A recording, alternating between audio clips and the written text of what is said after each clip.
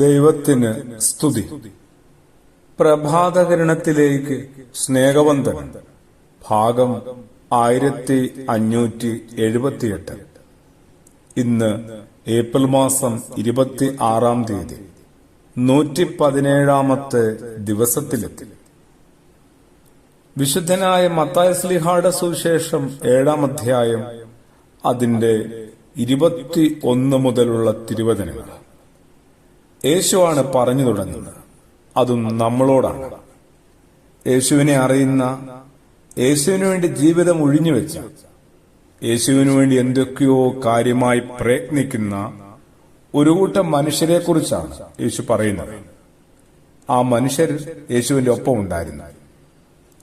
അവർ ഇങ്ങനെ പറയുകയാണ്, കർത്താവേ കർത്താവേ എന്ന് വിളിച്ചുകൊണ്ട്. ഓർത്തു നോക്കിയ അത്രത്തോളം അടുപ്പവും സ്നേഹവും ഒക്കെ അവർക്കിടയിലുണ്ടായിരുന്നു. പക്ഷെ യേശു പറയുകയാണ്, സ്വർഗസ്ഥനായ എന്റെ പിതാവിന്റെ ഇഷ്ടം നിറവേറ്റുന്നവനാണ് സ്വർഗരാജ്യത്തിൽ പോവുക, അല്ലെങ്കിൽ എനിക്ക് പ്രിയപ്പെട്ട ആളായി മാറുക. എന്റെ പിതാവിന്റെ ഹിതം നിറവേറ്റുന്നവനോടാണ് എനിക്ക് താല്പര്യമെന്ന്. മറിച്ച് കർത്താവേ കർത്താവേ എന്ന് വിളിച്ച് എപ്പോഴും എന്റെ പിന്നാലെ വരുന്നവരെക്കാളും. അപ്പോൾ നമ്മളുടെ പ്രാർത്ഥന വെറുതെ വാക്കുകൾ കൊണ്ട്, അധരങ്ങൾ കൊണ്ട് മാത്രമുള്ളതാണെന്നാണ്? അതോ ദൈവഹിതം ആരായുകയും അന്വേഷിക്കുകയും കണ്ടെത്തുകയും അത് അവനവന്റെ ജീവിതത്തിന്റെ പരിമിതികൾക്കകത്ത് നിന്നുകൊണ്ട് അതിലും ബലഹീനതയും പരിമിതിയും നിറഞ്ഞ ജീവനും ജീവിതവും ഉപയോഗിച്ച് എന്തെങ്കിലുമൊക്കെ ഒന്ന് നിറവേറ്റുന്നവരെയാണോ ദൈവത്തിന് താല്പര്യം? കർത്താവേ കർത്താവേ എന്ന് വിളിച്ച് ഒരു സംഘം ആളുകൾ യേശുവിന്റെ ഒപ്പം ഉണ്ട്. അവർ ചില അവകാശവാദങ്ങളൊക്കെ ഉന്നയിക്കുകയാണ്. അവകാശവാദങ്ങളൊക്കെ ഉന്നയിക്കുന്ന ആൾക്കൂട്ടത്തിന്റെ ഭാഗമായിട്ട് സാധിക്കുമെങ്കിൽ അവനവനെ കൂടി ഒന്ന് സങ്കല്പിക്കാമോ? അത്തരം ചില ഭാവന ഒന്ന് കൊണ്ടുവരാമോ? യേശുവിന്റെ മുമ്പിൽ യേശുവിനെ അറിയുന്ന ആളുകൾക്കൊപ്പം ഞാനുമായിരിക്കുകയാണ്. ഒരു സങ്കടമോ സംശയമോ ഉണ്ടാവണമില്ല.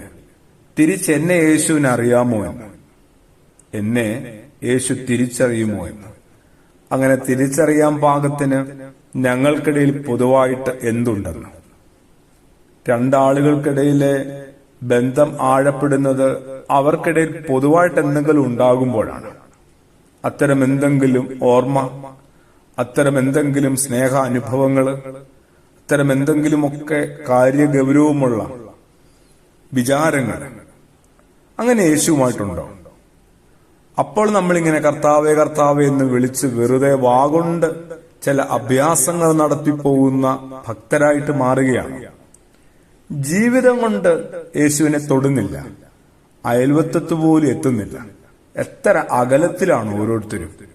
അതൊന്ന് ധ്യാനിക്കണം, കണ്ടെത്തണം, അതിൽ കുറച്ച് ഭാരപ്പെടണം.